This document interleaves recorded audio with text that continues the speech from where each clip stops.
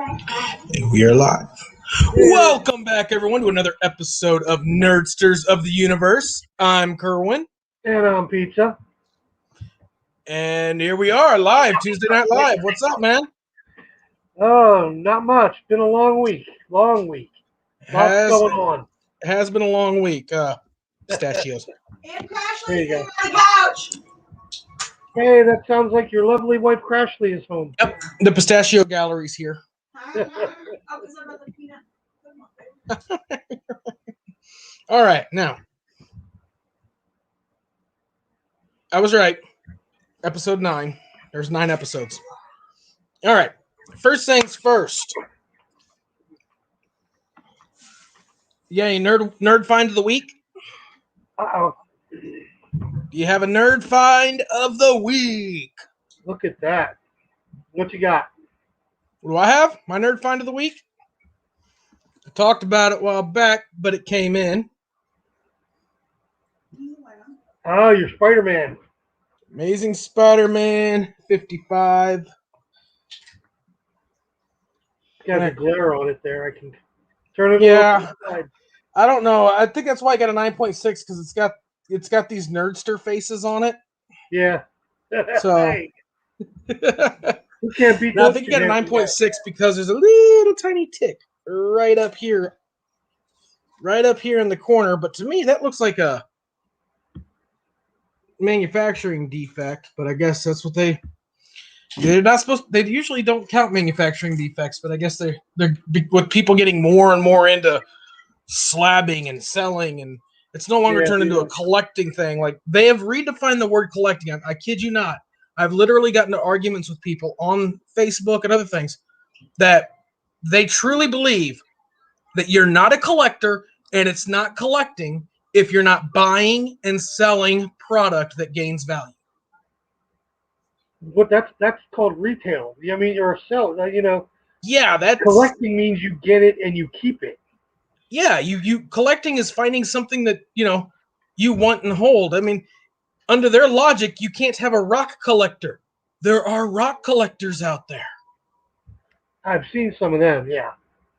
Heck, go to any national park or whatever's gift shop. They cater to rock collectors.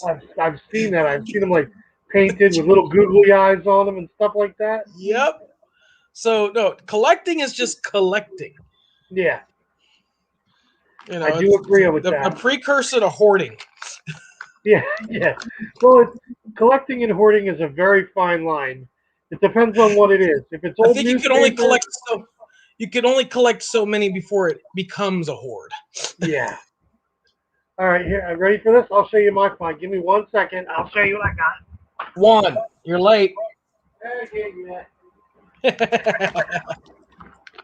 I've been saving this, and I wanted to unbox it while we were here live. It came. Now, I haven't had an Eagle Moss subscription in quite a while. It's been quite a few months. And, I got a letter from them. One of the perks of my subscription was I was supposed to get the Enterprise D dedication plaque. Yeah. But it wasn't in stock when they were supposed to send it out. So even months after I got my subscription had ended, they still sent me the dedication plaque. So, I mean, I took the plastic off, but I haven't unboxed the rest of it yet. So let me see. Comes in the nice styrofoam here. So we ready for this? There's a knife here. I've been sewing, so I have a lot of my scissors and everything here. Oh, nice. Ready for this? Oh, yeah. Still in the plastic. It is the Enterprise D dedication plaque. Nice. Did you pick that up off the ground on the planet after the ship, crash landed? You know what? I always wondered about that, if they kept that stuff, or because everybody was going through stuff on there, and you wonder what they kept. So anybody that has been thinking of Eagle Moss as a, I know you get the ships now. They're definitely a reputable company. They've definitely kept up with, their promises and getting things out, I mean, my subscription has been over probably 6 months now. We've been around talking about it. And they could have just been like, oh, well, sorry, it's been 6 months. You don't have a subscription anymore. But no, they sent it out. It's definitely a quality item. I'm waiting to see what they're going to have at the convention in September. They're going to be at the convention? They usually have a booth. Oh. Like, there's been a couple. One, Eagle Moss was supposed to have a booth. I know another friend of mine, Garrett, is going to have a booth. He's a professional costumer. Did you say Garrett? Garrett, his name is Garrett Kerr. He's going to have his costumes up, and he's got screen-used costumes. He's been to the auctions, and he's bought a lot of screen-used products. So I'm dying to see some of the stuff he's got. He's got a lot of Klingon stuff. And as everybody knows, Rob's a Klingon. So I've been getting my stuff together and ready. I've never decided what I am yet. I was going to say, because I got you a costume. All you got to bring is boots. I think I'm just taking it.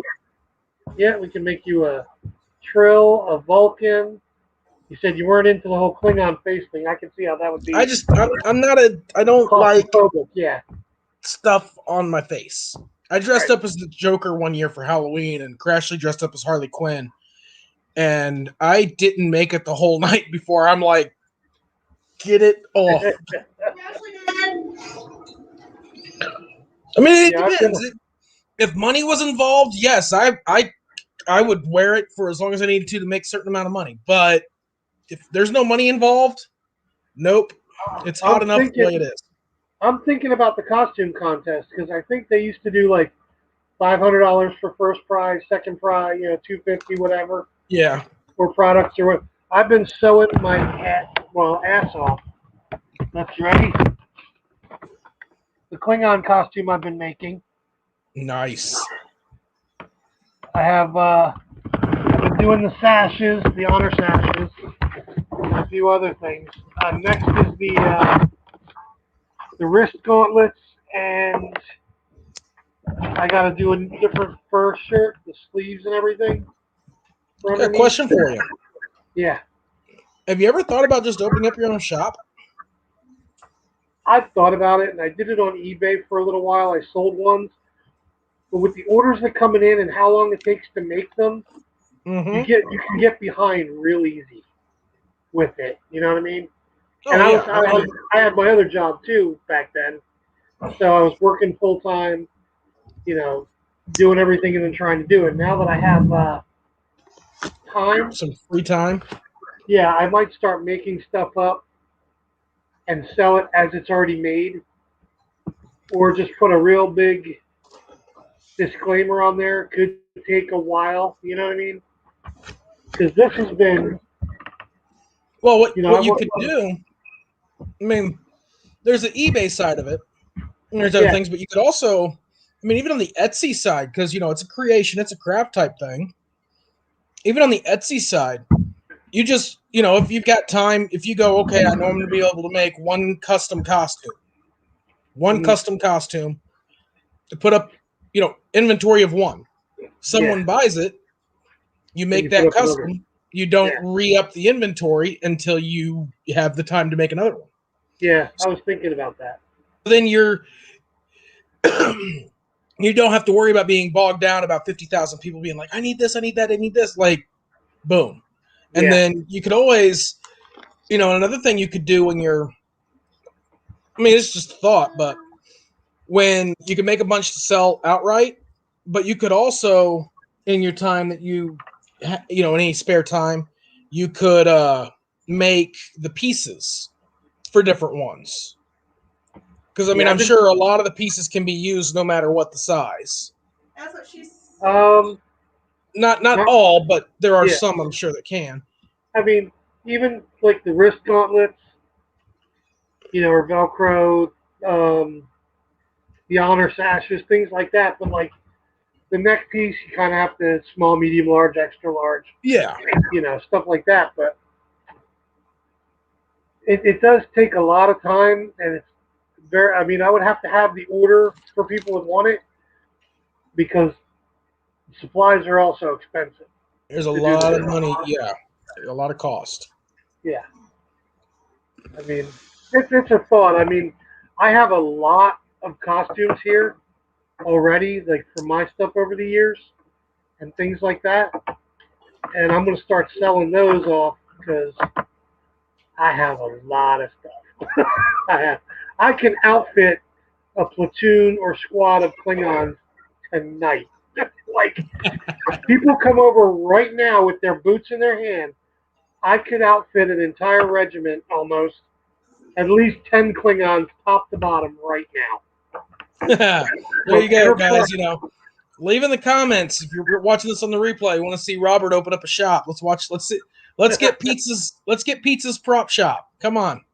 I have Enterprise era Klingons. I have TOS Klingon outfits. I have Next Generation TNG. TNG Deep Space Nine Voyager. Those. I refuse. I can't do Discovery Klingons. I can't do them. It's all good. I mean, it's not that I don't like them. I didn't like them. Let some people get a chance to get a slice of that cosplay pie one of these days. Well, I mean, it's not that I didn't like them because I really didn't, but the way they use those 3D printers to do everything now, they kind of blew the regular, the average costumer out of the water with that. Yeah. Everything being 3D printed and all that stuff.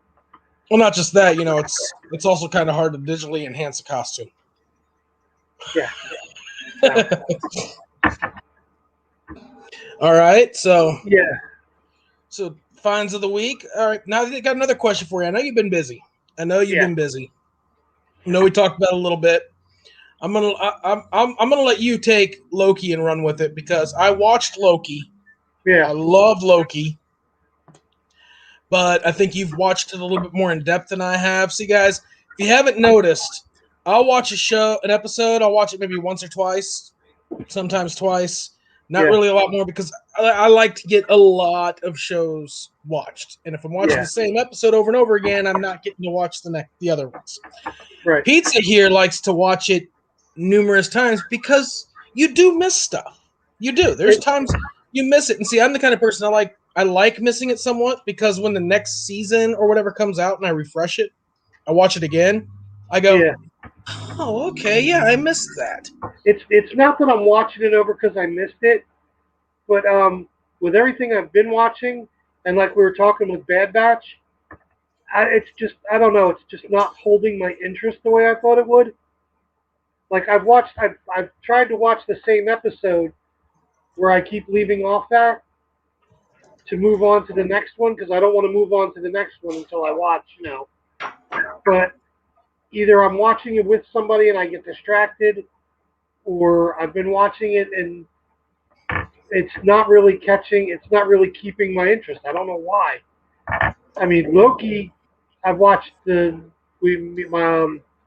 Robbie and I watched the new one last night, and I love it. I love the way they're doing it. The sarcasm is awesome with it. Tom Hiddleston is just amazing with the character. He really has definitely made that character his own, I'll tell you. Oh, yeah. And I had so many people be like, oh, this last episode was lackluster. And, it wasn't what you would expect. It wasn't as engulfing as the previous ones. I'm like, oh, it's so much more to me. I love it. It's so much more character building. I'm not going to lie.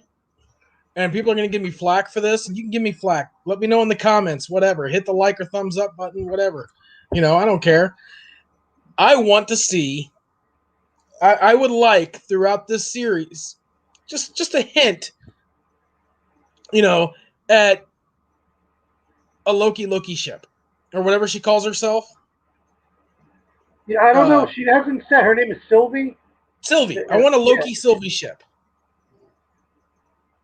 I kind of just, I could see that. Loki is who he is, and he's extremely narcissistic. So why not?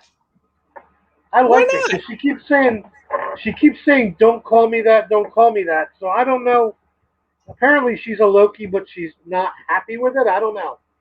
There's different aspects, different theories out there. I know if you go with the comic books, the Sylvie in the comic books was a Loki, but then it came and found out that she wasn't a Loki, that she was a being created by Loki. Just one of those situations where he, just for, laughs and whatever, he just created creatures to screw with people. And she was one of them. There's other theories out there and stuff, but overall, I'm just like, just like there's theories that the Abomination in Shang-Chi isn't the actual Abomination from Incredible Hulk, that he's a variant. Which could be because there was a character in the Shang-Chi comic books that became the Ultimate Abomination. I can't remember his name. But there is so it could be. We never know. But no, man, I'm digging Loki. I can't wait for tomorrow. I want to watch the next episode. Yeah. How many's left? 2 or 3? There's 3 that are already there.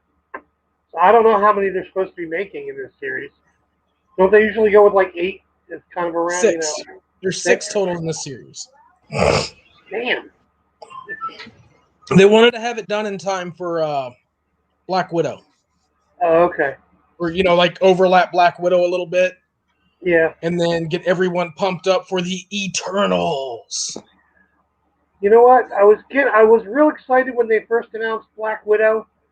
And then with all the pushback. You mean after a couple of years? Yeah, I've kind of lost interest. And then I saw the trailer the other day, the theatrical trailer online. Mm-hmm. And I was kind of like, I might be interested again. I'm not sure yet. No, dude, I haven't lost interest in Black Widow. I wanted to see it so bad. I do, man. It looks good. I mean, if it's anything like the rest of the Marvel movies, it's definitely going to be good. Get Callie Cow here. Got her spot? Got her spot above my head.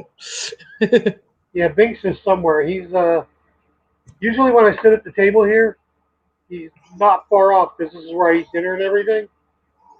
So he's usually expecting a handout. I don't know where he went. All right. Now, we're moving on to the Bad Batch. Okay, let's hear it. Did I dismiss your kitten talk, or did I let you say what you wanted to say about your kitten and then continue? I was fine. I just said he's probably around somewhere, and that was pretty much it. Crashly's going. I'm supposed to say. Oh no! What Crashly wanted me to say, for me not to dismiss your kitten talk, is I was supposed to say, yeah. Crashly said it's better than Ferdinand scratching your chair up when he's trying to climb up you. Oh, okay. No, See, she goes, yeah, it's true. There's a very big difference between guy thought process and conversation and woman process. Guys are pretty much statement done. Yeah. Move on. I heard your statement. Cool. Let's move on. Yeah. Now we move on. The woman thought, you make the statement, you analyze it, you talk about it, you continue the thought, you go back, do some more, and then don't confuse people, Pizza. Don't confuse people. We do that too, but we do that in a longer perspective. Like we'll make a statement to each other, and then we'll just carry on. But then, like a month down the road, we might continue from that previous statement because our brains have decided that there was something else to say or some better way to say it. Right.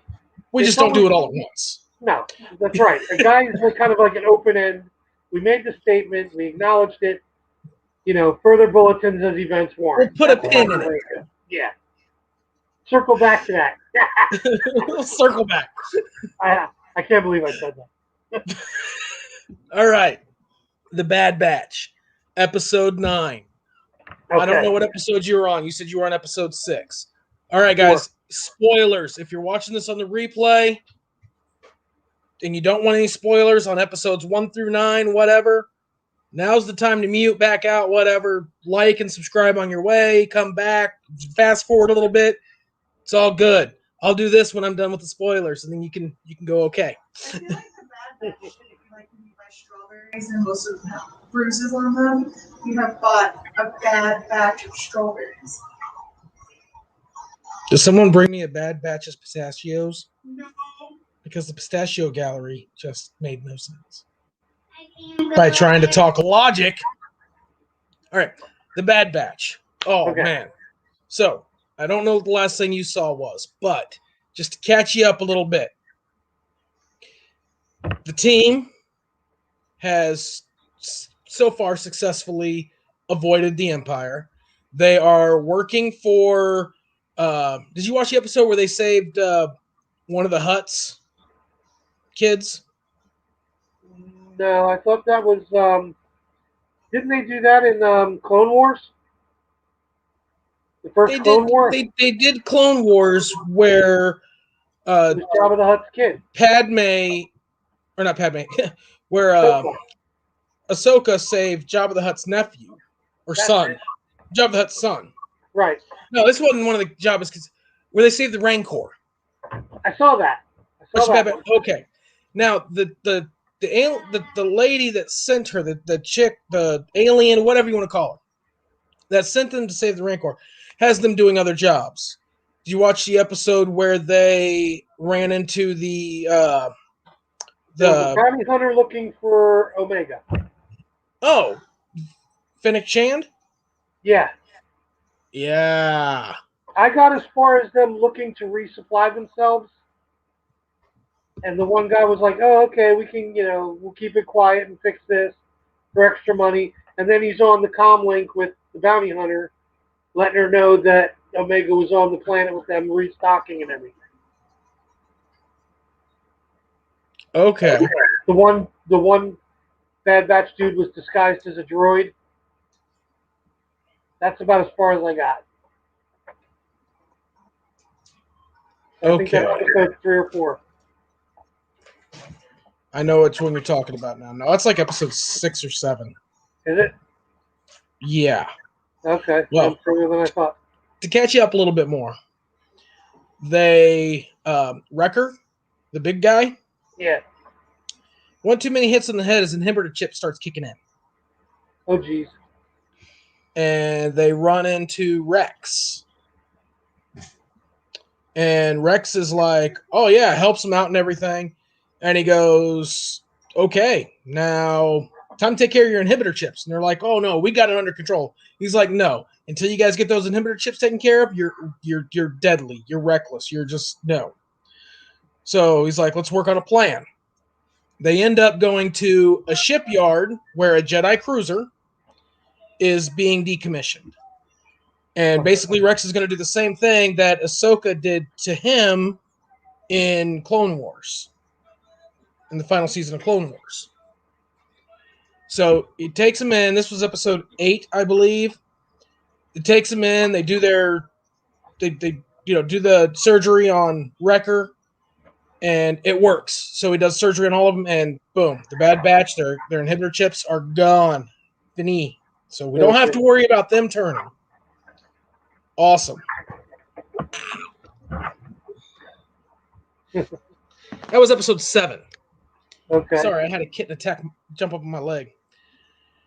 That was episode 7.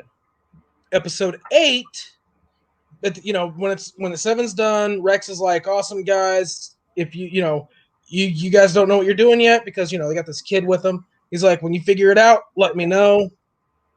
I'm joining the, I got other things to do, fighting the Empire or whatever. And Rex leaves. So that excites me. That excites me because I feel like we're going to get more Rex. Okay. Because the last time we saw Rex in a Star Wars capacity was, aside from what we've seen him in the Bad Batch, was Rebels, where he's an old guy on a planet with a couple other clone troopers that are just doing the thing. Yeah. And then they bring him back in. So it's like we get that it feels like we're going to get more closure on what happens to Rex between Clone Wars and Rebels, as far as this storyline unfolds. Episode 8, they get attacked by crosshairs. He finds out they're on the planet, at the junkyard, shipyard, and they go, and it's a full all-out there. They're getting ready to escape, and a bounty hunter shows up and takes the kid. You watch Clone Wars? It's been a long time. Do you remember the Western-type bounty hunter? Yeah. Can't remember his name. Cade or something like that? Yeah. Yeah. Shows up. Oh, jeez. Shoots Hunter in the chest, takes the kid. Luckily, Hunter's, okay, because he's wearing his play. I said spoilers, guys. Spoilers. Yeah. Takes the kid. So then we get so now it's them trying to get the kid back from the Hunter, trying to find her and him, and then you find out more of what the Kamonians are wanting to do. Kaminoans, yeah. And they basically say, the head guy states to the person, like, they go, what are we going to do when we get her back? He's like, get what you need out of her and then dispose of her. Oh, jeez. So, like, the people on Kamino aren't going to be very nice either. Well, he takes the kid to the meeting point, and the Kaminoan that is supposed to be picking her up ends up being dead. And Fennec Shand comes out. So now we got her in 2 episodes. A little bit more weaving of the Mandalorian situation in that, right? Throughout all this, here's the big spoiler. We find out who the kid is. Who's the kid? She is an unmodified clone of Jango Fett. The last unmodified clone of Jango. They mention there is only one other unmodified clone. That's Boba. Boba. Yeah. So, in theory, if you want to come to any conclusion on that, her and Boba are siblings. Okay. So, just the strings of connection here on some excitement that built up with me when they revealed this. What's up, D-Nick? Hey, D-Nick. We're doing spoilers on the Bad Batch. Spoilers, yeah, lots of spoilers today. Spoilers. So we've come to the situation where her and Boba are siblings. Fennec Shand is a prominent bounty hunter involved in her life now. Right. And then we've got Fennec Shand becoming a main character in Book of Boba. And it was like a big, like when she was first introduced to us, she was on Tatooine and hanging out with Boba when she got reintroduced. Yeah. So are we getting a glimpse in early life of a character that's gonna show up in Book of Boba Fett? Is that going to be there's a lot of story?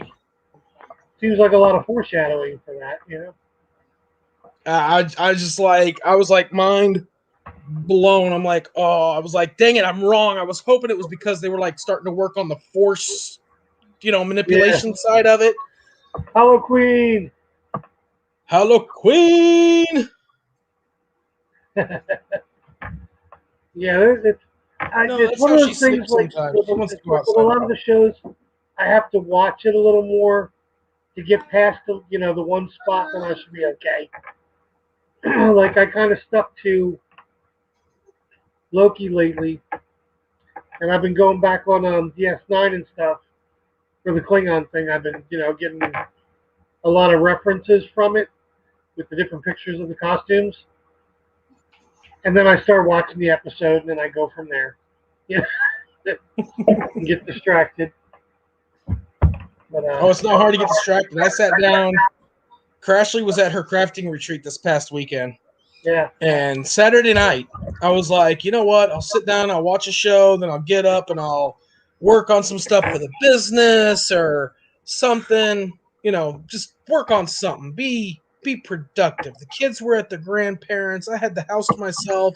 You know, that would have been a time to just dig in and have some fun. You know, not fun, Yeah. but, you know, get something accomplished. So I sat down and I watched that show on Netflix called The Irregulars. I started that too. And I watched the first 2 episodes. I sat down and I watched it, and then I'm like, oh man, it's over. What time is it? 4:30 in the morning. I finished. I binged the whole show Saturday night.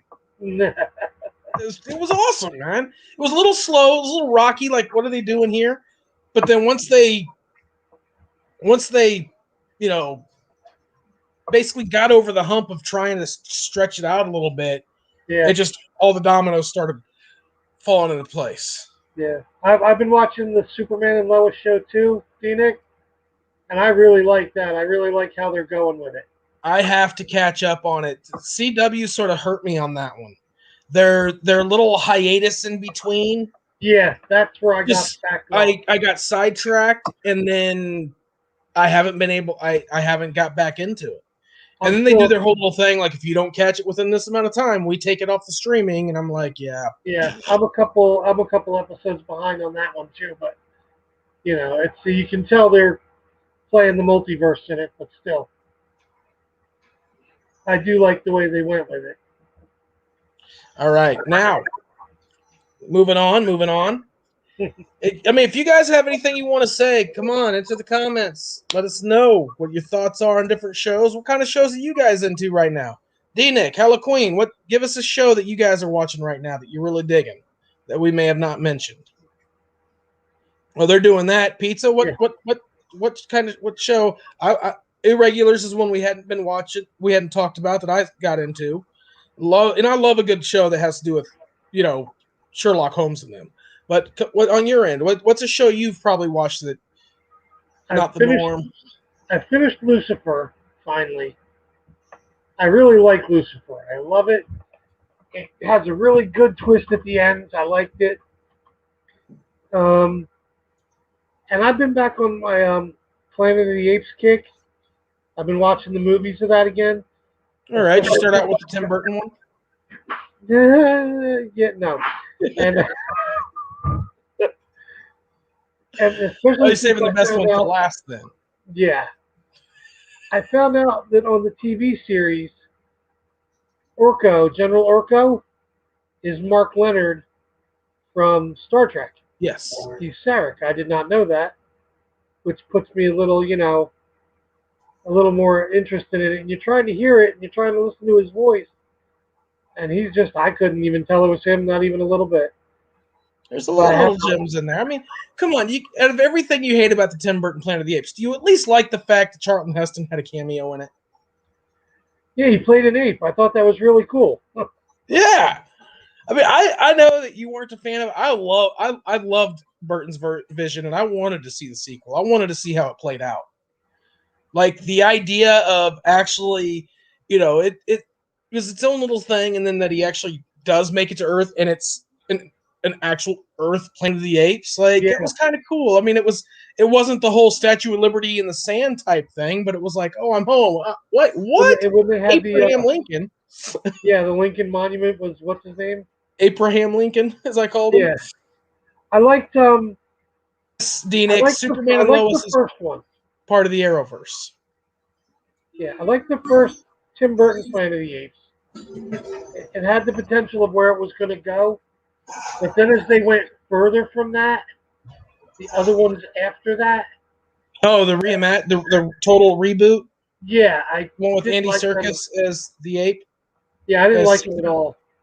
Oh, dude, I love those too. I can't do it. It's not like they're not all talking. They're not all in the, you know, I don't know. It's just, it didn't seem like that. See, the thing that I look at it as, which one was it? You'll know the exact one where Cornelius and his wife, they get in the space, they get in the ship. Yeah. It was the third or fourth one, and they go into the future, and they end up having Caesar, their kid. Yeah, that's the third and one. and he in turn creates the Planet of the Apes. Yeah. Like, I felt that the newest Planet of the Apes trilogy was basically a universe where that happens without Cornelius and them doing a time travel thing. Sort of like how did Planet of the Apes come about before the events of Cornelius going back in time? Not making it a closed loop, but making it sort of like a cause and effect loop. Well, that was the whole thing. The original Planet of the Apes was the causality loop. It was the whole big causality loop. Yeah, it was a full closed loop that they created their own. They created themselves through a time travel loop, which Right. in turn kind of destroys free will, but whatever. Yeah. Then James Franco teaching the thing how to the genetic ape or whatever. It's like It wasn't. It was. modified It was working on a virus or whatever. modifications. He was trying to cure Alzheimer's. Yeah. I just wasn't. It just I get where you're coming from. I totally get where you're coming from. the I Tim do. Burton I version I love liked. it, but The Tim Burton version, the first one, I thought they were going to do really well with it. If Really? they would have kept it, if they would have kept on that track, I think It it could would have have been okay. you think it would have been okay? Yeah. All right. But, I mean, I do like Tim Burton. Don't get me wrong. It's just certain things people need to leave alone. Like, that would be like someone trying to remake The Godfather right now. I mean, you cannot do it. Yeah, Come up with you something can. like I remake The Godfather all the time. I tell the Alexa to play sleep music. Yeah, you know what I mean. No, I don't. I enjoy the Godfather trilogy. I do. I'm sorry. Yeah. They can be boring. You've got to be in a mood to watch them. Yeah. They're very, very, That was the other thing. Harley Quinn. I have not finished Supernatural. I can't bring myself to it. I don't know why. I don't know if maybe it's just because I just don't want it to end. But now I think I can, since they're working on that prequel with Jason Ackles. Ackles is supposed to be doing the prequel. Yeah. Who's gonna play Batman? What? He's gonna voice Batman in one of the future animated shows. Yeah, animated that new one. He said he got the call. He's all like, yeah. He goes, I got the call, and I'm thinking, oh yeah, they're gonna ask me to reprise Red Hood or something. He goes, and all of a sudden I heard, will you play Bat? Yes, I will. Yes. Like, he didn't even get to finish Batman. He heard Bat. I think they're getting a little pushy with a lot of the cartoons they're doing, like with Harley Quinn. What do you mean pushy? Edgy? They're going a little too far with it, so I think. No, well, see, that's the thing. Right now, for some reason, within the past 5 years, it seems that television feels like it needs to push the boundaries on everything. Yeah. And that's where it's going with it, is to just push the boundaries. And I also think it's gotten to a point where they feel, I don't know, I feel like the child nerd is getting left behind. Yeah. Dude, no, I seriously feel like the child nerd's getting left behind. You were with me. We went to the comic book store to find 0 Point, so she could get the skins. Yeah. We were trying to find the 0 Point comics, and they just looked at us like, "Oh, those are kid books." It's a comic book store. They're like, "Oh, those are kid books." Like, even the comic book stores aren't going for. And I'll see it on Facebook. They'll be like, oh, did anybody read this new Spider-Man, the new Web of Spider-Man? Oh, it was really childish. Yeah, I don't know why they make comic books like that. It's geared to kids, too. That's like what the kid nerd. It just yeah. feels like the kid nerd is being left behind. And the last thing we want is for that to happen. Because when we're not creating more nerds, we're gonna die out. Yeah, you're getting nerds my age, and And that's why Star Trek's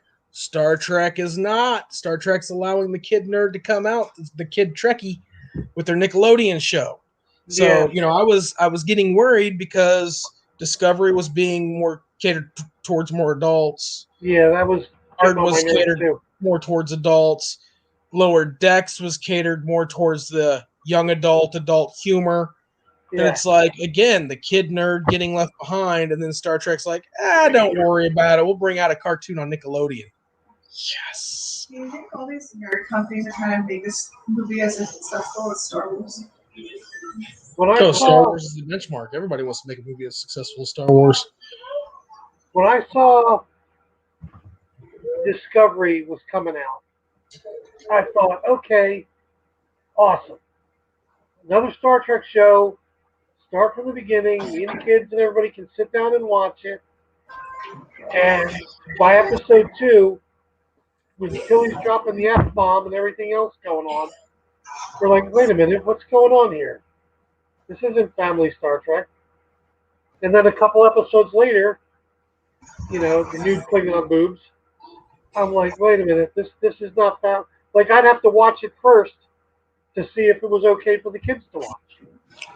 Correction, Hello Queen. Star Wars was Force lightning in a bottle. Oh, look at that. But yeah, no, and like Hello Queen said, yeah, I don't mind the adult content either. I don't want it to be nothing but. And I worry sometimes that, and I get the same, I see it in the brick and mortar stores and stuff like that. They're not catering to kids anymore. No. I'm not saying that I don't want them to cater to kids. I don't want to walk into a comic book store and it feel like a candy store. But I don't want to walk into a comic book store and feel like I'm going to be judged if I take my 9-year-old in there to pick out a comic book, or my 6-year-old in there to pick out a comic book. And I know so many people nowadays that are like, 6-year-olds shouldn't have comic books. They're going to tear them up. It doesn't matter. You don't buy them a comic book. You care about them. Hit the dollar bin. Right. Grab just a readable copy of a comic that's not worth 10 cents. That's fine. And you know what? Let the kids tear up the comics, because the more comics get tore up, the harder they are to find, the more the ones that you're holding on to and making pristine gain value. That's my other pet peeve about comics. I'll be talking to somebody. I'll be like, yeah, I'm looking for this issue. Oh, you should be able to find that. Why you want it anyway? It's worthless. What do you mean worthless? Oh, they made billions of them. I don't care if they made enough for one person on the planet. I didn't get my copy and I want one. Yeah, right. my thing is, I noticed like Marvel, Star Wars, things like that are still catering to the kids. You can go into any Walmart, Target, wherever, and you got an abundance of these, toys, plushies, animals. Star Trek, which I hate to say it, is catering more towards the adult collector. Star Trek has always catered towards the adult collector, though. It didn't used to be. Yeah, with the Mego and everything else that used to be when I was little. They had the Mego, but from what I recall from a lot of their toys in the 80s, and I can't go back as far as the original series. Yeah. I can only go as far back as the 80s. And in the 80s, when Next Generation stuff was coming out and movie merch was coming out, it was still catered more towards adults. Like, you could get them for kids, but the packaging, the presentation, even the size, like the toy phasers and everything, they were made for adult hands. They weren't made. I don't know. They were more kid sized. That's why, like, Playmates, the things for Playmates were still, like, a lot of the Next Generation stuff was still kids. You had the comm badge that lit up and beeped for a kid that was like, this honking big. The phasers were considered 3/4 size. The little tricorder and stuff. I have to admit, back when TNG was out and the tricorder came out, I was sitting there in my car. I'm probably in my 20s. And I got my tricorder. I'm looking at this thing. I'm looking at it in the car. And I'm playing with it. And I noticed a car full of girls came up next to me. And I was like, oh, shit. I'm like, put it up to my ear like it was a phone. I'm like, yeah, how you doing? Yeah. But I still had my. It wasn't. No, I know you're wrong. Yeah, I had him as a kid too. I guess when I compare him to like He-Man or Teenage Mutant Ninja Turtles, like it didn't seem like they were designed like those. Like they seemed, the Playmates they seemed they were. It seemed like they were designed more on a mature level. The Playmates ones, were more for the kids. It's when the '90s hit and Entertainment Earth got the contract and all those guys, Art Asylum. Yeah, those were a lot more. Yeah, when they started doing those the were real when even the packaging was designed as a collector. Yeah, even the like the Entertainment Earth phaser and communicator and the tricorder. I got lucky and just picked one up when they first came out. The tricorder, when it first came out, the medical tricorder was like $60. And I'm glad I got one when I did, because trying to find an original series medical tricorder, you can't touch them for under $150 right now. Now you talking about the Playmates one or the one in the 90s? No, the new ones, the Entertainment Earth. The Entertainment Earth ones. The ones they actually used during the filming of Enterprise. When they did the Mirror Universe episodes of Enterprise in season 4, they actually, instead of going to the prop department remaking these things, they literally went to the store and bought Entertainment Earth phasers and communicators and used them in the show, because that's how detailed and accurate they were. Oh yeah, I don't doubt it. I mean, see, that was one of my things too, though. I guess part of why I looked at it as catered somewhat towards the adults, because I remember the pricing. I remember we'd be going through Target or something, and I'd be looking, I'd be like, "Oh, I want it," and I'd look, the new line of Ninja Turtles were out, $3.99. Like, oh yeah, $3.99. Heck yeah! Oh, this one looks like it's getting ready. Like they started doing the ones when they started shaping them to look more like the movie, because the movie was getting ready to come out, the first movie. Like, oh yeah, and then I'd see, oh man, there's a Data action figure. Yeah, I want Data, and look, and it was $9.99 in the late '80s. It was almost $10. Like, to me, that's not catered to kids when the action figures 2 to 3 times the cost of your average action figure. You're not catering to the kid. You're catering to the person who earns the money. Well, yeah, I know they made the little ones that were like $4.99. The ones, the little tiny ones. Series, where you can get the Star Wars ones for $2.99. Yeah, they made the 9-inch ones that were starting to get a little more expensive, and then by the time Voyager came out, and they were making the 7 of 9 ones, the different versions. I don't even look at Voyager toys for kids, because they were like, now you go to the store, they're almost $20, and I'm like, well, Star Trek characters have been that for 20 years. Yeah, I mean, they made I don't really think a lot of the toys. See, they're not doing a lot of the Star Trek toys anymore, because I think it was something to do with J.J. Abrams not giving up the merchandising rights or something like that for Star Trek. I forget what happened.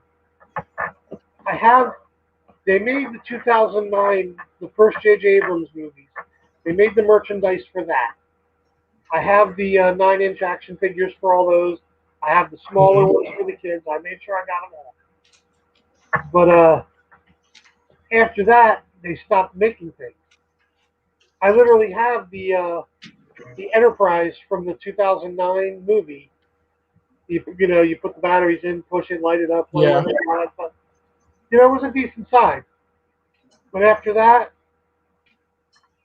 Entertainment Earth got it, and they started making these $100 Star Trek, the Enterprise replicas. You could get the O1, the A, B, C, D, E, I hate it when they ridiculous. You know who I would like to see get Star Trek on a toy business standpoint? McFarlane Toys. McFarlane Toys needs to get Star Trek on a toy business standpoint. I'd like to see something just affordable that you can just get. Don't just make 500 of them and be like, surprise, up, they're out. Go look. Yeah, that's the annoying thing is, when it's, here's a new toy. It's 1 in 500. You have to have $500 to buy it. Like, and they never make it to the stores because the distributors take them, and then they immediately put them on eBay for 3 times the price. And it's ridiculous. Yeah. I mean, I bought all the 2009 merchandise when it came out. The phaser, the tricorder, the communicator that they redid, which I thought was pretty cute. They redid that stuff. I'm a tricorder nerd. I really am. I have. You got Hello Queen looking for her tricorder. Yeah, she's looking for one. I have the original series, like the TNG one. I have the TNG medical one from Playmates. When I was in Vegas, I actually got a 29th century tricorder from Voyager's Endgame. You know, the real small thin one that Seven had. Mm-hmm. Light, sound, everything like that. They used to sell them at the Experience. They were like $1,200 then, though. Good God. For like real actual hero props, you know. It's like buying a lightsaber from Disney World. Yeah, that's what I was afraid of. Like, I wanted to take the kids to Disney, to the Star Wars theme park, but a friend of mine that had just gotten back said, unless you've got 10 grand to take with you, you know, for a hotel, not just the tickets alone, tickets and everything, just a walk in the door, you know, is like over $1,000 for our family. Mm-hmm. And then if you want to do something silly like participate in anything, you know. Why would you want to do that? Yeah, if you want to make your own lights, like I couldn't take the kids. I got like 2 boys and myself for crying out loud. I'd be like, I want to make a lightsaber, holy shit, you know. Yeah, Disney World. Be like, Disney World come up to me. Disney World come up to me and be like, you can come in my park and you can ride a Star Wars ride for $700. I look and be like, I can go to Jersey and meet William Shatner for $5. Yeah. Huh? For $3. Yeah.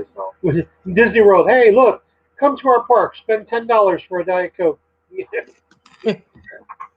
Although I have to say, I've been kind of holding off on the Diet Coke lately. I found a new drink, and I love it. You know, I wish they would make it more often. Free promotion. No, stop, man. It's my Baja Blast, man. My Mountain Dew Baja Blast. I started that with Taco Bell. Now I'm like, going in the store, we're like, grab them. You know,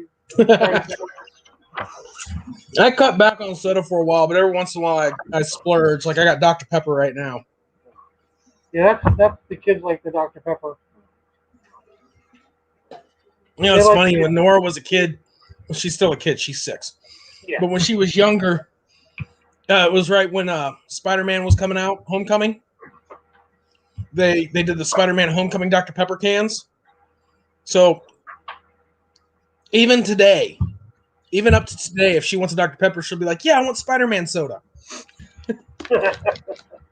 Other people look at her and be like, "What?" I'm like, "She's talking about Dr. Pepper, man. Learn your cans, guys." I have found. I was downstairs cleaning out some stuff, and I found my old bag that's got all my old Playmate Star Trek figures in it. Yeah. The little ones, they're all out of the boxes and everything, because back in the day, you played with them, you know. Yeah. But I have all the original series ones, the Next Generation ones, Deep Space Nine, like some of the, when they did the Deep Space Nine characters in the TOS Tribbles episodes, they made those. I have Voyager figures. And I'm looking at them, so I'm like looking at them thinking, oh, these are cool. And I'm like, pew, pew, pew, pew, pew, pew. It's like in Spaceballs where he's playing with his toys.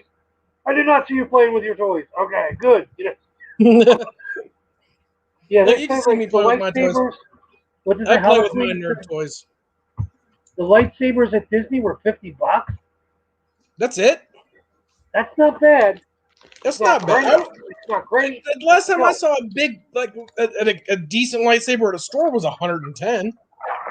Oh my God, I was in GameStop with Robbie and I go to GameStop a lot. Mm-hmm. They had Count Dooku's lightsaber, Asajj Ventress, and they were like $250. Yeah. They were in the clearance bin for $150, and they have now they have Emperor Palpatine's lightsaber in there, the master replicas, and that's $107. Like, call me when they're 20. Yeah, that's that's Walmart, where you flip them and the little telescoping thing comes out. Yeah. And call me when they're 20. Dude, you know what? There's so many different things you could do with that, though. Like the telescoping one for Walmart. I've thought about it, right? I've taken one of those apart before. It's a very simplistic design. Now, the end piece is solid, but it's hollow. Like it's fully enclosed. It's sealed, but it is hollow. So theoretically, you could have it to where when it's closed, like you could take it and you could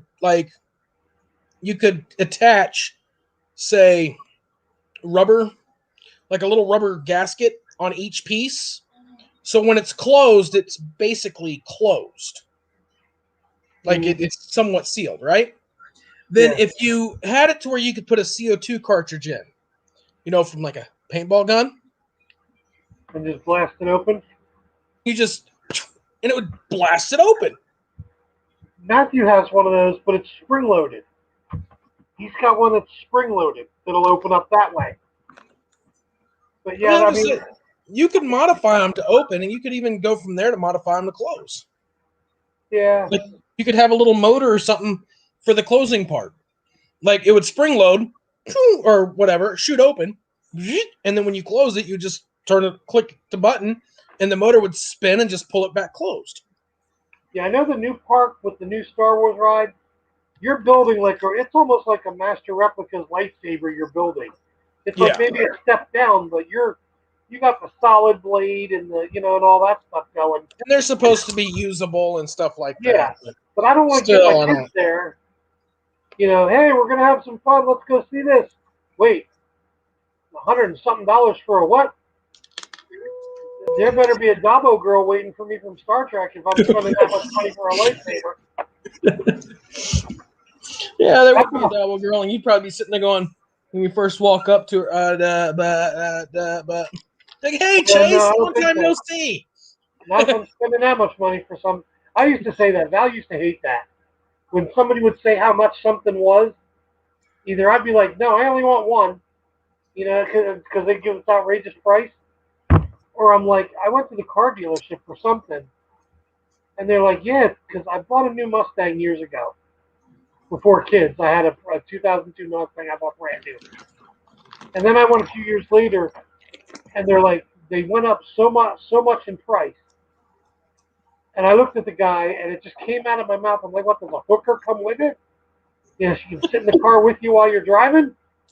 Val was like mortified that I even said that. She's like, oh my God, I can't believe you. But I'm like, and the dealer just didn't know what to say. He was like, I don't, a what? I said, never mind. That much money, holy crap. Yeah, just outrageous. That's why I'm afraid to go on vacation anymore. I don't want to get the kids down there, and it's basically a tease. If I don't have it's one of those things where it takes a lot of research and to be able to have the money saved up. Yeah. Like you're going down to the Star Wars park and the Harry Potter Universal Studios or whatever, because they said they'd rather do Universal Studios rather than Disney. But then they're like, wait, Star Wars, but that's Disney. And the tickets alone. Oh, yeah.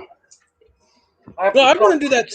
And see, I'm the kind of person, I'd like to do that Star Wars experience thing where you go and you check in. Yeah.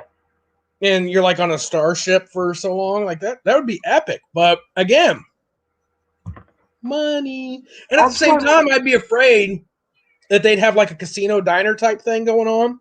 Yeah. A place to have fun. And I'd be afraid I'd get trampled by an alien horse or something. So, just out of the blue, they'd be like, no, you're a bad guy. Because you're having fun spending money. But, The one thing, that's what I liked about the Star Trek experience in Las Vegas. You didn't have to spend money to walk in. Oh, God, no. That was amazing. You had the restaurant. You had an upscale store with the high-end stuff. But you also have the stuff that everybody could afford. And then, like, the kiosks in the middle with stuff that people could afford. And you had Quark's Bar with the fishbowl drink. Yeah, the Warp Core Breach. Yeah. Oh, man. I was a Klingon there. I know, but, man, that drink. Oh, yeah. Like, what's this drink? You got to have two people to order it? Yeah. I'm here with my friend. All right, here. My buddy's over there. Yeah. I take it over, and he looks at her and goes, I'm here with my friend. She goes, I got you. Here you go. We both got our own little Warp Core Breach, and, oh, man, we were lit. Yeah, they started making smaller versions of it, Oh, they did? No more fish bowls for people? Well, they had fish bowls, but they started making smaller versions of it. I used to like the Ractigino they made. They made an alcoholic version and a non-alcoholic version. And I'm not a real drinker, so I would just drink the non-alcoholic Ractigino. Nice coffee drink. They made one that was, every now and then there was one with some Kahlua in it and stuff like that. But the Romulan Ale beer that they had there, it's funny if you drink enough of that. First of all, your tongue and your teeth are blue for the night because of how much dye is in So that much stuff to get beer blue. So much food coloring. Then you wake up the next morning and go to the bathroom and you look down and you got a whole bunch of big green crayons in the bathroom from all the dye. That was hysterical. But I mean, the ride wasn't even that bad. You can go on that full entertainment ride there. It was what, $12, between 12 and 19. Yeah. And you could do the ride or not, or you could just sit at the bar or the restaurant, walk around. It was great. If you want to do anything in Disney World, give me money, give me money, give me money. Yeah. Oh no, I get that completely.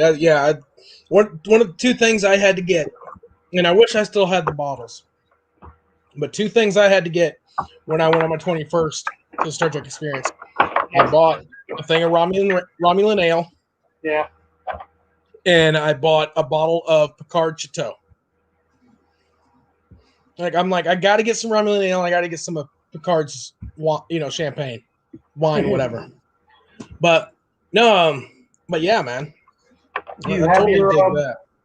Do you have your collector's glasses from the experience? No, see, I went and gambled. I bought some stuff with money, but most of the other money went to gambling and shows just for fun.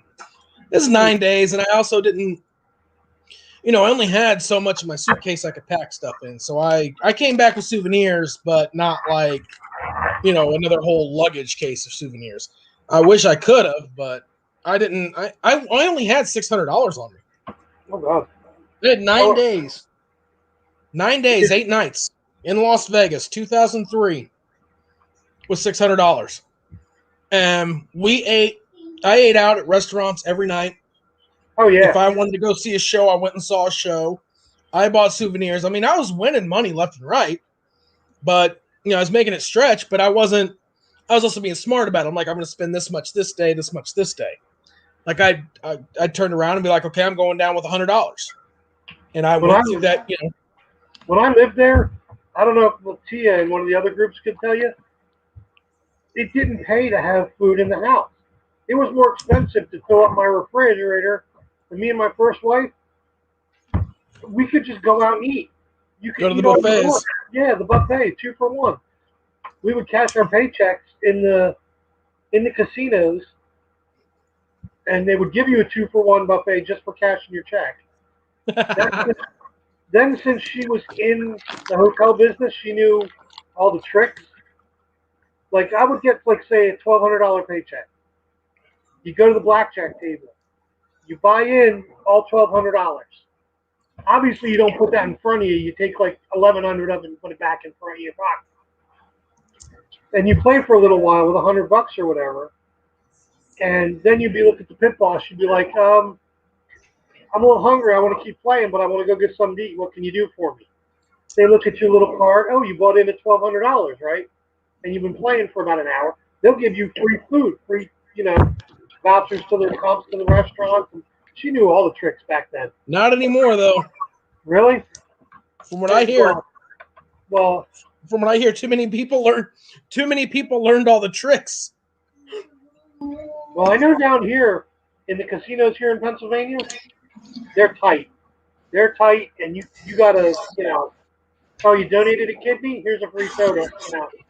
Oh man, the ones here in Missouri, back when I went to Vegas, as long as you were gambling, your drinks were free. Yeah. Here in Missouri, not only are your drinks not free, they're airport prices. Oh my God. Like you go up to get a cocktail, it'd be like, yeah, I want a rum and Dr. Pepper. All right, that'll be $7.50. Oh my God. $8. And you get a little tiny, you get half of a solo cup, the little tiny. Yeah.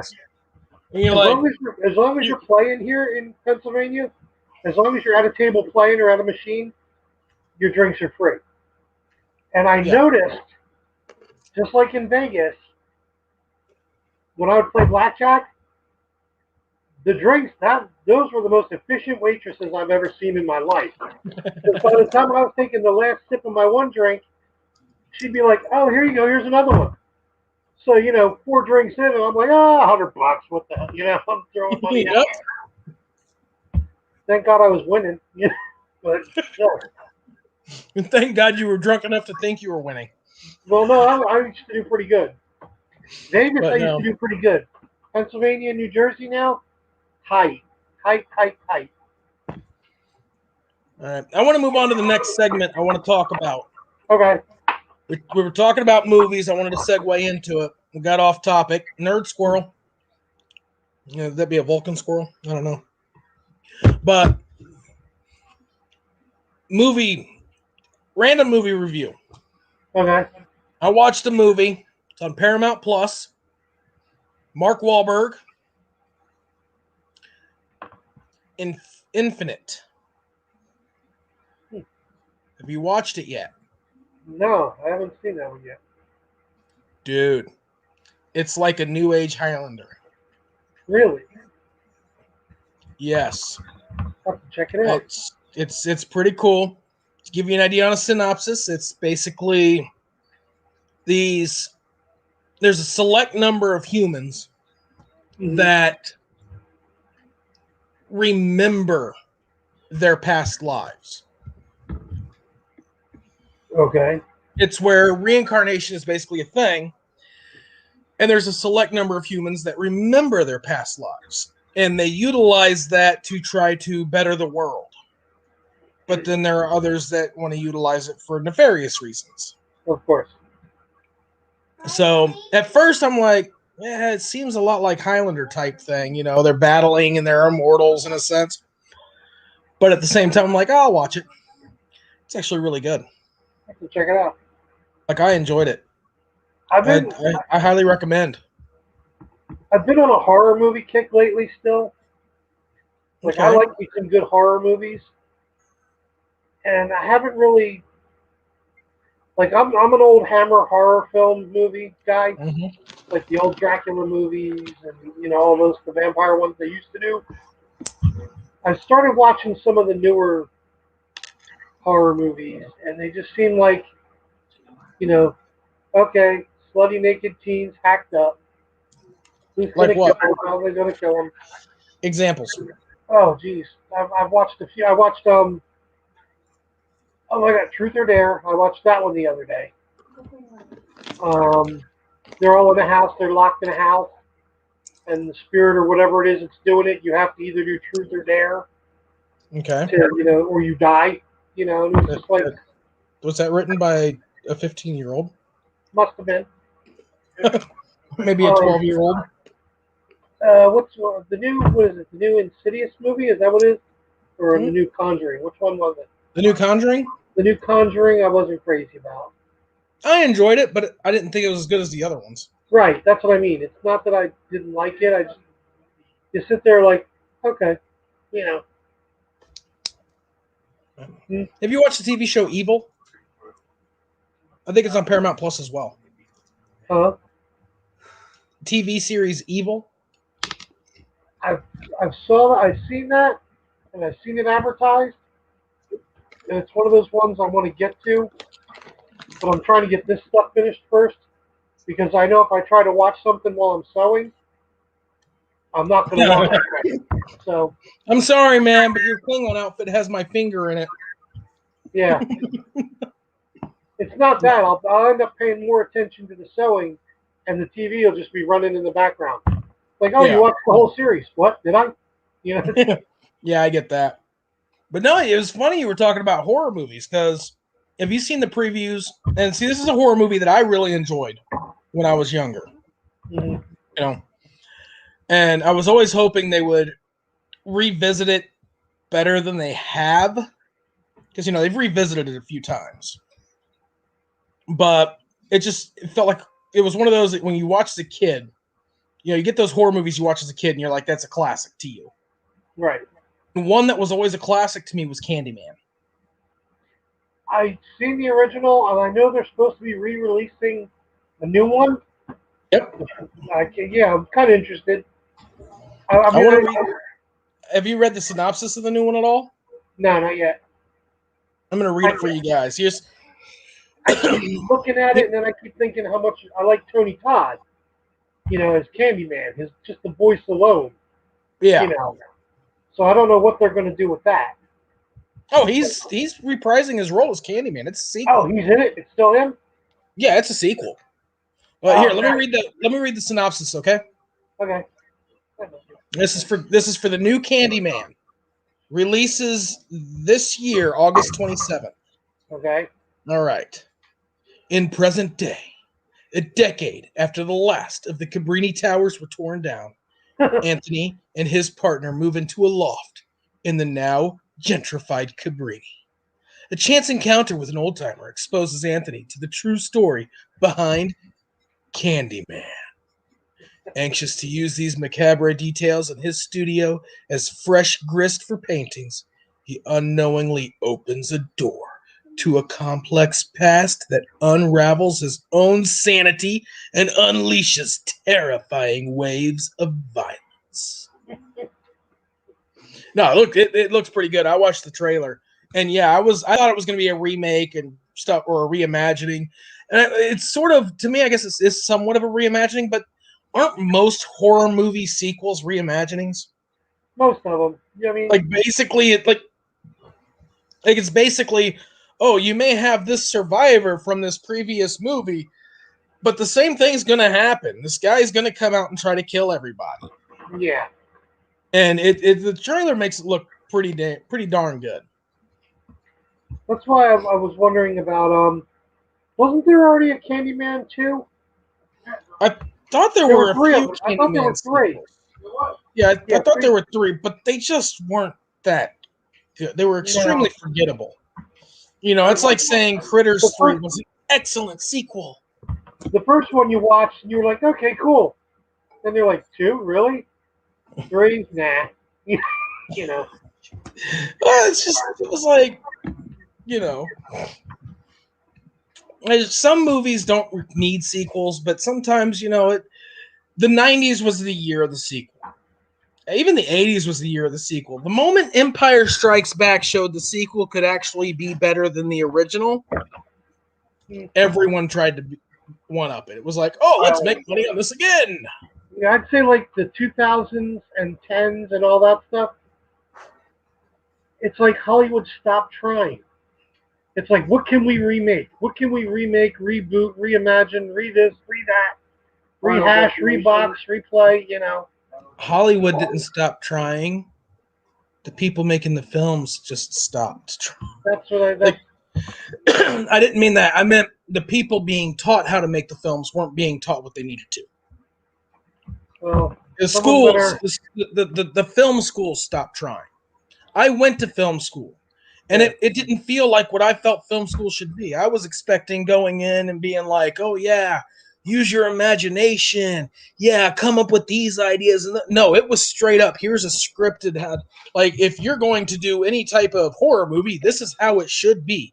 This is the formula it should follow.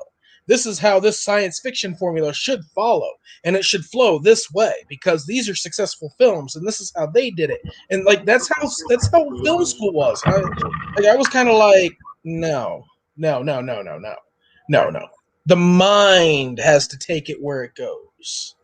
The filmmaker has to expand on it. I mean, come on, look at who we got now as filmmaker. J.J. Abrams, really? You know what? I know how to make a good movie. I'll shake the camera and make lens flare. Boo! Boo! I mean, he was supposed to be such a big deal because he did these old school tricks for things. And okay, great. Now let's see what you can do with the script and the rest of the movie. I mean, just because he brought back lens flare into a digital world and then like exaggerated it. Yeah, like the old tricks they did with like when it was supposed to be Sulu and Kirk falling down to the drill, and they just stood them on mirrors and just made it look like from filming it from up, looked like they were in the air. Okay, great. But I mean, come on. Invisible Man. Yeah, I get it. At the same time, I loved his Super 8, his movie Super 8, Yeah. and I enjoyed the Star Trek trilogy he made. It is what it is. I'm okay with it. I think he's highly overrated. Yeah. It's like how they made George Lucas is synonymous for Star Wars. He is. And Star Wars A New Hope was an amazing film. But I don't see him as like the director of our time, of any era, because as a director, he wasn't the greatest. Kirshner was, I would say, out of all the Star Wars films that were directed, Kirshner's Star Wars was the best one directed. And a lot of people agree. That would be Empire. See, you don't think Joel Schumacher is up there? Joel Schumacher didn't touch a Star Wars film thing. Yeah, exactly. Joel Schumacher's got his strengths. Phantom of the Opera was phenomenal. Yeah. Phantom of the Opera was a beautiful, beautiful film. I don't think Schumacher messed up Batman. I think he gave the studio the Batman they wanted, is what it was. It's exactly what it was. I don't blame him for that. I blame the studio for that. But. Exactly, Hollow Queen. Lucas is a great world builder. He's not a great director. And see, Abrams, I don't like Abrams directing, and I'm not a fan of his writing. But when he actually tries to get the proper team together, he's a great team builder. Like, if he's sitting there, I'm sorry, I liked the new Star Trek movies. The team he got together, I wasn't a fan of his directing in it, but the teams he would get together to do it. Like, if it says produced by Bad Robot, I'm not like, oh man, produced by Abrams. No, I'm like, okay, let's see. All right. But when it's directed by J.J. Abrams, I'm like, oh boy. I think some of the directors of our time, like Jon Favreau, is extremely underrated as a director. They should just give him Star Wars to play with. They should basically Favreau and be done with it. Yeah. Him and Filoni basically have the sandbox now. But no, I'm just saying, like, there's so many other directors out there that just aren't, but I just, there's overrated directors, underrated directors. Christopher Nolan, to me, is one of our great directors. You don't have to like his movies. You don't have to like his storytelling. But as far as what he brings out with the characters, hey, Val. As far as, to me, what he brings out of the characters, of the actors he's working with, the way he directs his cinematography team, the way he directs his editing team, just overall, I just, his angles, his shots, his visions on it, his ideas on it, to me, I just, like, that's one thing I loved. There's many flaws in the Dark Knight trilogy, but they are extremely popular because they got a lot right. And one of the main things I love about the Dark Knight trilogy is the fight scenes are up close and personal. But when you're aside from the fight scene, when you're doing anything that has to do with the city or something, it makes you feel like Gotham is a big freaking place. He knows how to utilize the camera angles to help with the storytelling. And then when he gets the right soundtrack to it, it's even better. I mean, Tenet was amazing. Did you watch that one? It's been a while. Can I explain one? A while meaning like 7 months, 8 months? It came out last year. Yeah, it's been a few. I've watched it when it first came out, and then I haven't really seen it since. Yeah. I mean, Memento, I think, was the first film of his I watched. It was just awesome. But I mean, it's just me and movies and stuff like that.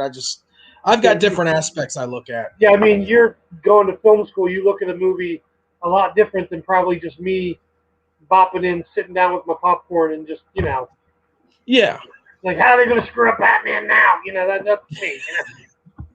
That's not Barnabas Collins. Come on, How are they going to screw up Batman now? Because they're going to get rid of Batfleck, one of the best iterations of Batman we've had. Hey, I signed that petition the other day to make the Batman movie with Ben Affleck. I don't even. There's so many freaking petitions going around. Like this whole stupid petition about people being upset because they're not going to use Boba Fett's ship name on his toys. Slave They're not One. going to put the Slave One. The new petition that people are throwing a fit because they're not going to put Slave One on the box in the toy store. Oh, for God's sakes! Come on. I don't know why they're not going to put it on there. It's his name. No, I know why they're not going to put it on. Yeah, There. because you're going to offend somebody.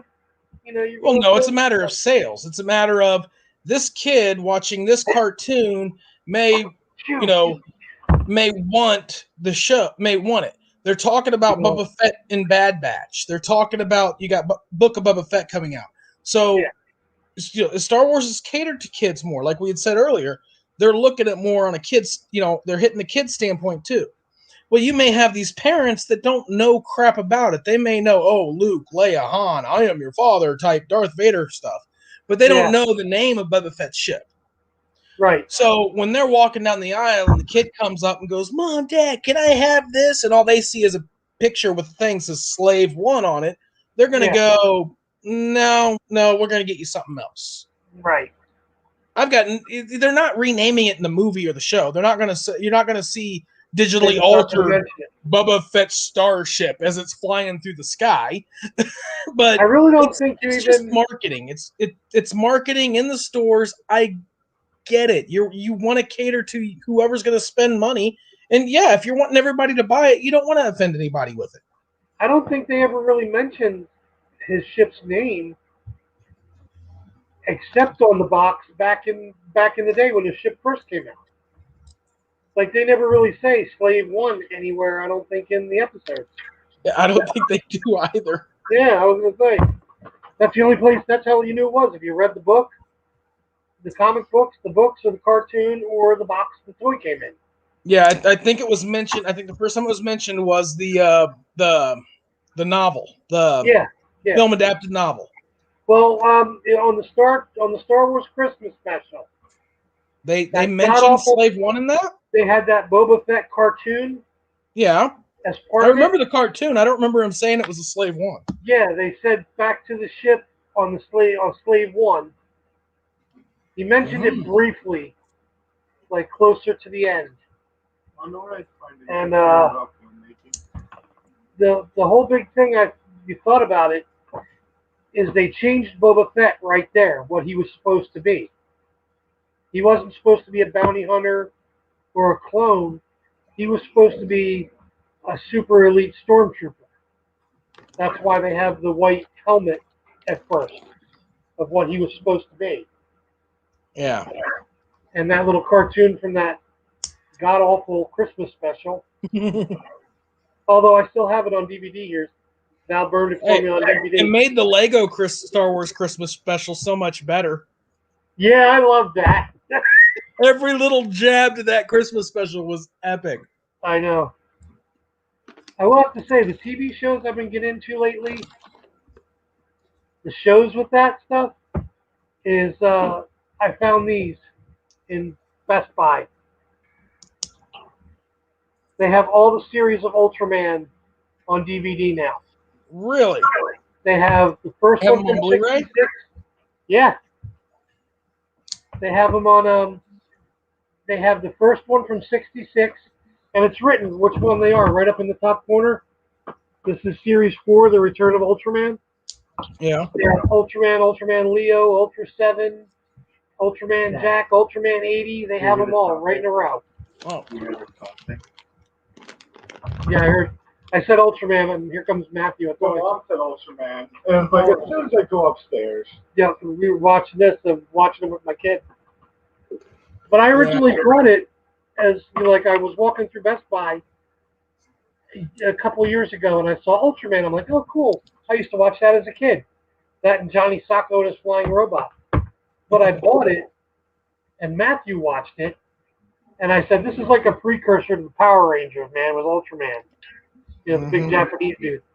And he watched it, he liked it, and he like researched every little thing you could possibly find. This came out when you were born, 1968. It was everywhere. All their names, that there's been a series ever since.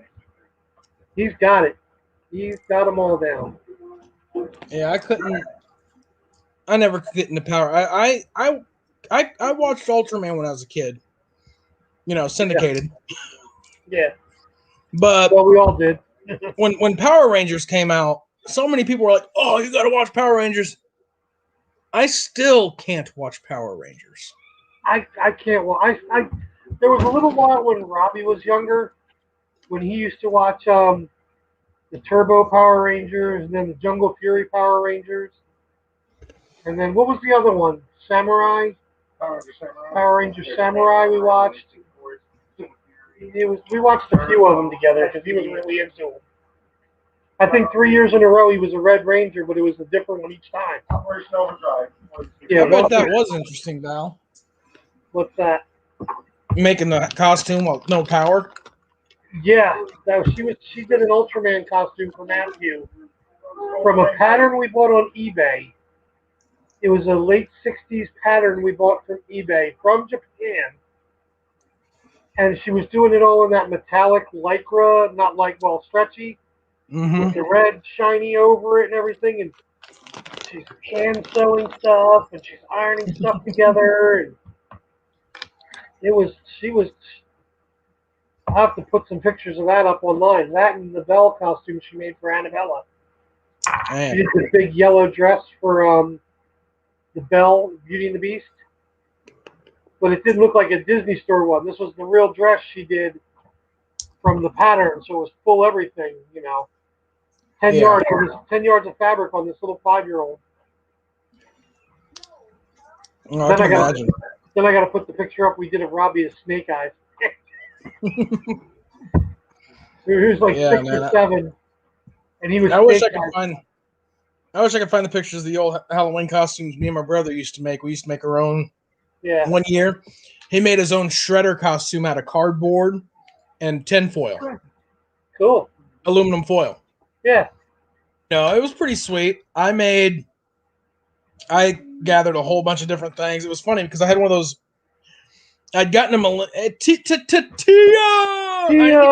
Steps. I'm sorry, I've been slacking on that.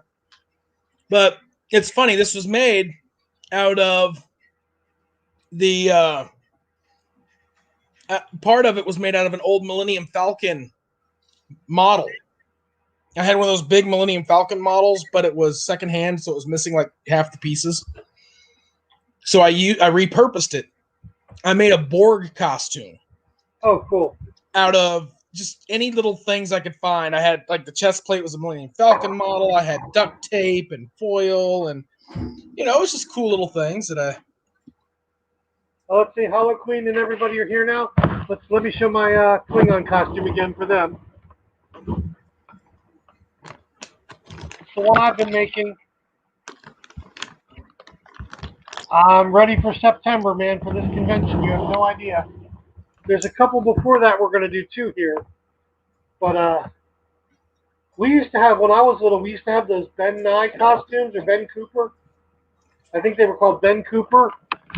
$1.99 for plastic flammable fireball costumes. A plastic mask that you would breathe and would be soaking wet inside. Mm-hmm. Is this fireproof? It's plastic. How is it going to be fireproof, dude? It's going to melt to you, and they'll be peeling you off in the burn unit. That's about it. And that's just from walking around in it. Yeah.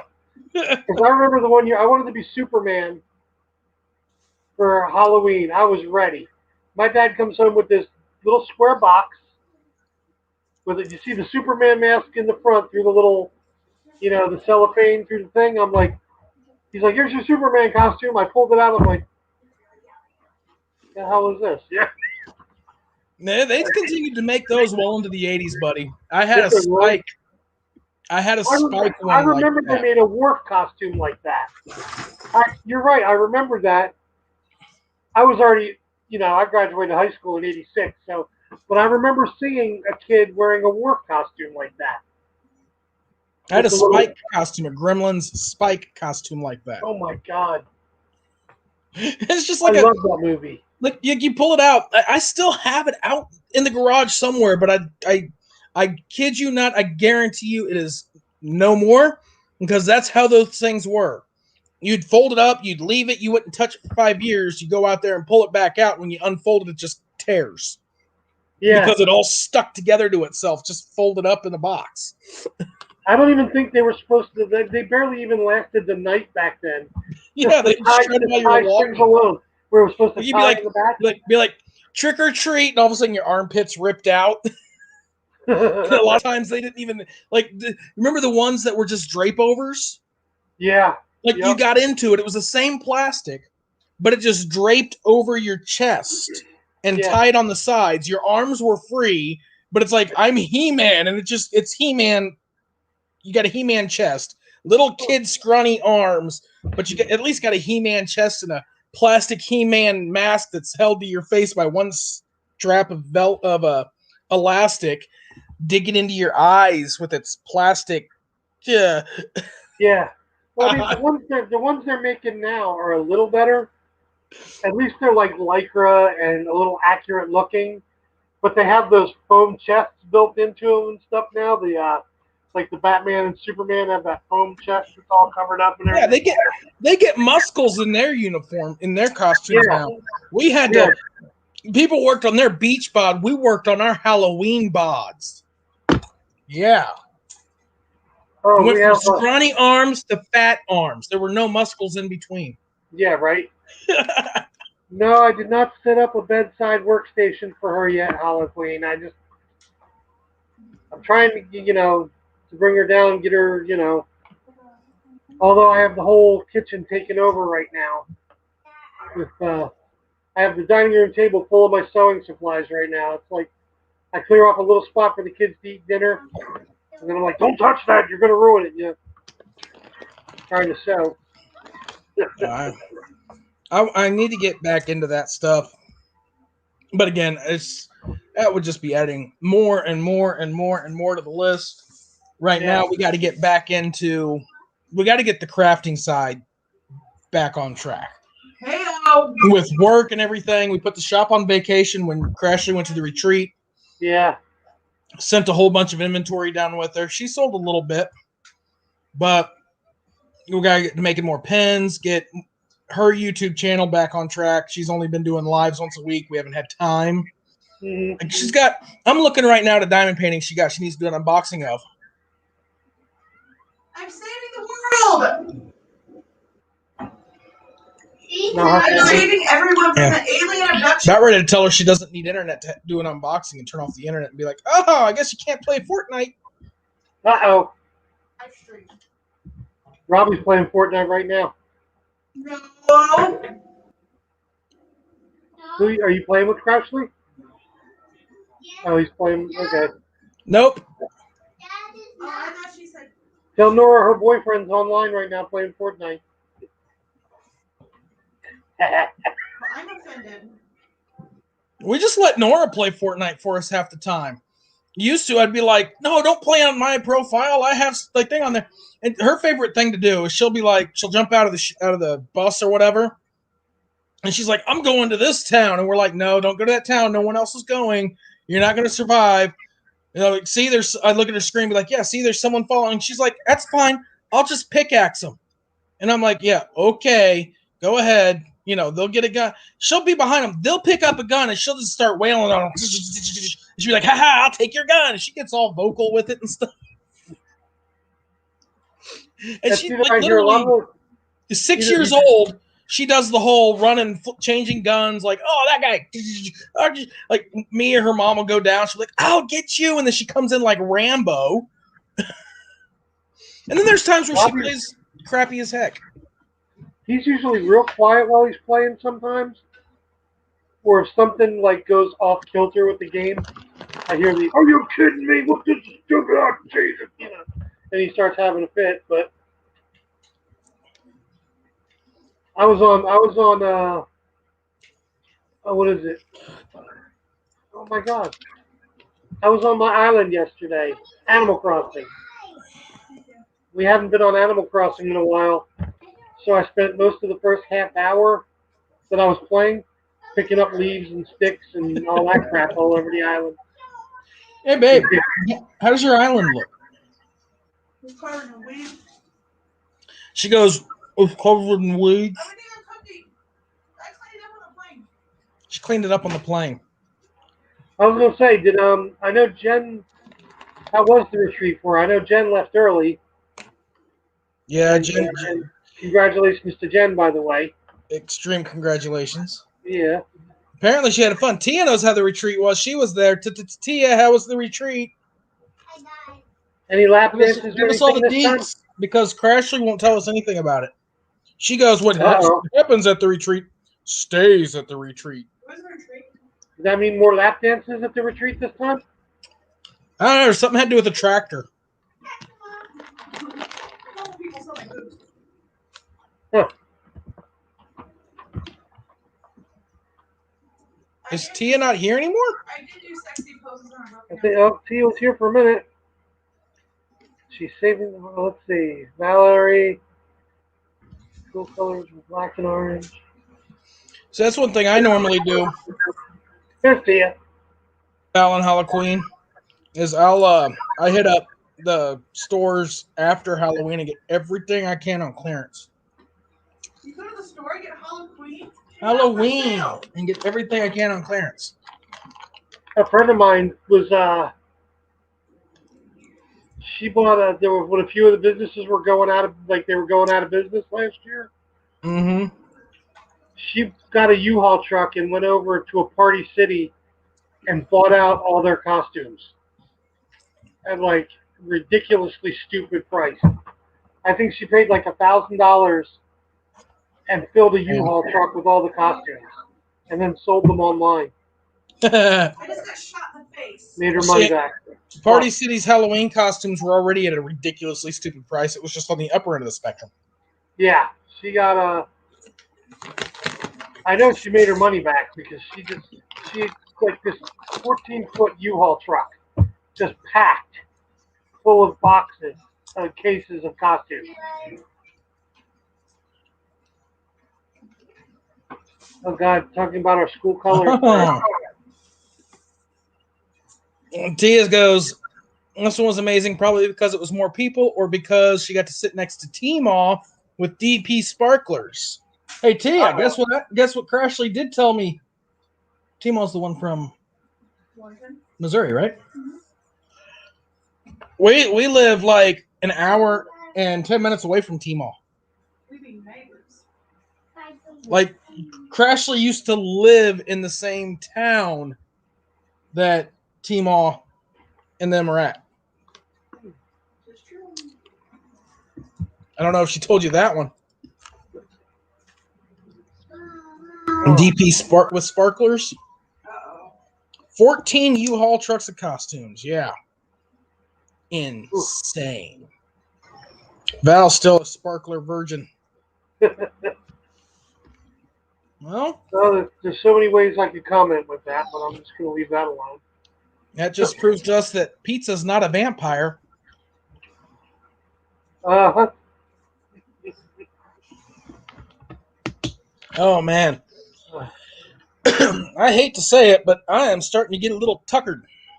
I am too. I've been, for some reason, I'm up late doing the sewing, and then I don't fall asleep because I have like a six-pack of Diet Coke or whatever, Mountain Dew in me. Then I fall asleep at 7 in the morning. Then I have to get up, get Robbie to work and do stuff around that, I do around here. So then I'm ready to fall out. Although I know as soon as I go up to bed, as soon as I lay down, and I'm sure every guy had the same thing, that's when the conversation will start from the next to me. Did you? I want to do. We should do. How come we don't do? Do you have? Must wait. Yeah.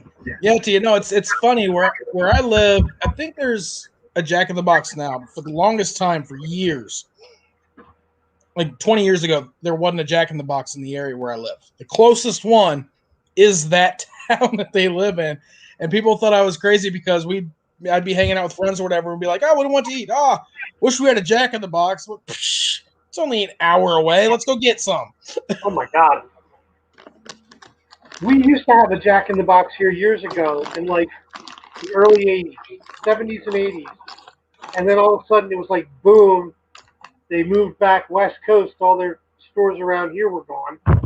Well, I And we think ended up with around a that Burger King there. time in the 80s and 90s, they had a little bit of an issue with quality control, and it caused a lot of stores to close. I'm an In-N-Out Burger. I'm In-N-Out Burger. I don't know if Tia's still here. There she is. In-N-Out Burger is still my favorite. I have yet to have an In-N-Out. I will kill a hobo for a freaking In-N-Out double with fries. You know, I swear to God. I have yet to have an In-N-Out. Yeah, Tia, I've eaten White Castle. I'm not a fan. It's just way too oniony for me. But I will say this: when you're hanging out with friends and heading to Cape Girardeau, and you're just on a road trip, and you're not the one driving, so you're pre-gaming like crazy. That little suitcase they have of those White Castle mini burgers, they can keep the hunger at bay. Yeah. When I used to be stationed up in Rhode Island area, like Rhode Island, Boston area, we were forever eating White Castle. We're like, midnight. We're like, where are we going? White Castle. Where else? Vegas. Where I used to live in Vegas, our first apartment complex was called the Breakers. We used to have an In-N-Out Burger right at the end of the street. We come out the gate, make a right down, oh my God, West Sahara. I lived on West Sahara. So I'd make a right on the Sahara towards the strip, In-N-Out Burger right on the corner. Boom. Although that and real Krispy Kreme donuts out there, I about caused a motorcycle accident in Vegas when I saw that hot breath sign come on. I about jumped the curb on my bike to go get them. Yeah, I'm not a big donut fan anymore. I used to love them, but just anymore I'm like, bleh. Now I'd say my favorite place to get a hamburger or cheeseburger, whatever you want to call it, is it's a local shop in Como, Colombia, and it's called Mad Cow. It's called Mad Cow. Uh-huh. And the everything's obviously the buns aren't, and condiments, but the hamburgers and all that, the fries are homemade fresh. They're not frozen fries. Right. That's what I mean, you go in there and they've got I think it's called Free Fry Monday, or they may not do it anymore because of COVID. But you go in there and oh man, you could get a burger. I mean, a burger.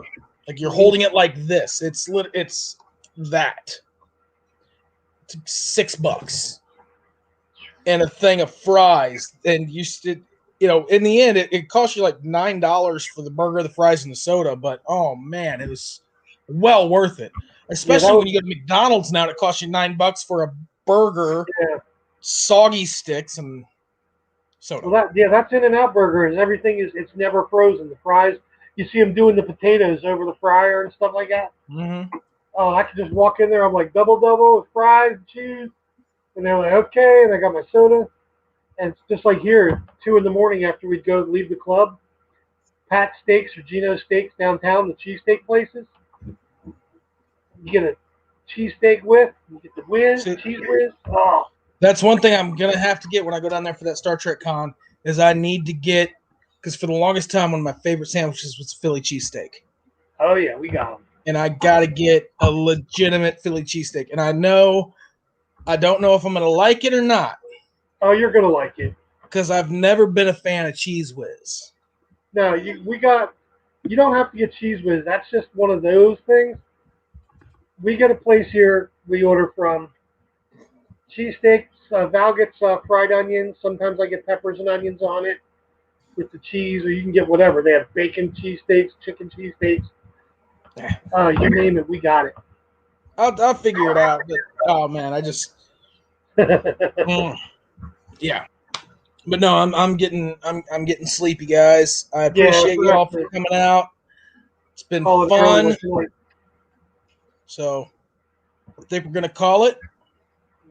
So we'll see you later, everyone. Bye, Tia. Bye, Hello Queen. Bye, Val. Catch you later, Pizza. Everyone else, like, subscribe, live long and prosper. This is the way. The way. See you later. Nerdsters